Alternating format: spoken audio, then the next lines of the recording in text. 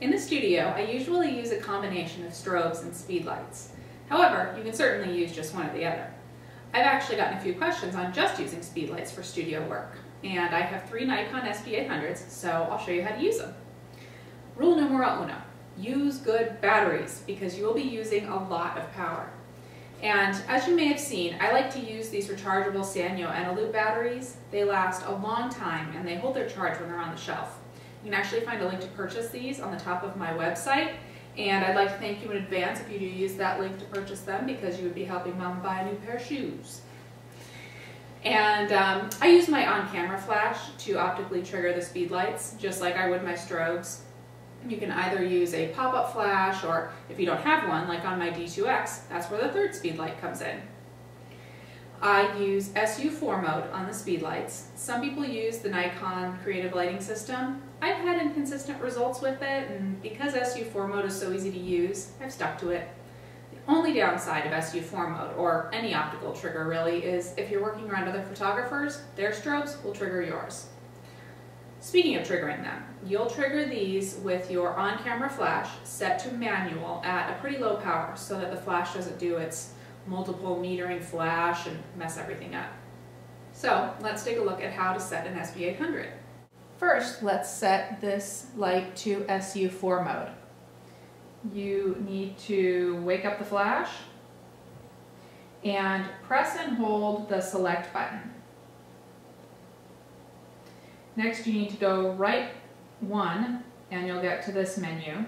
You need to hit select so that you can actually get over to the menu and go down to SU4. And then you just click and hold the select button. And now you need to set it to manuals to be able to adjust the power of the flash. You hit the mode button once, that'll get you to M for manual, and you can set your power of the flash down, I don't know, I usually start at about 1/4, and then I just go from there. Next, let me show you how to set the flash to manual mode for if you're going to use it on top of your camera. So let me just do a quick reset here. Now, this one's a lot simpler. You just need to hit the mode button until you get to manual, or M for manual, and then again you can hit the up and down buttons to change your power. When this is on the camera and you're just trying to trigger the strobes, you can have it pretty low. You know, I usually start at about 1/32 and adjust from there if I need to. Once you get all set up, the best way to test is to take a picture of your speedlights and you'll see the flash on the picture. I like to use these diffusers that come with the SP800s to soften the light a little bit.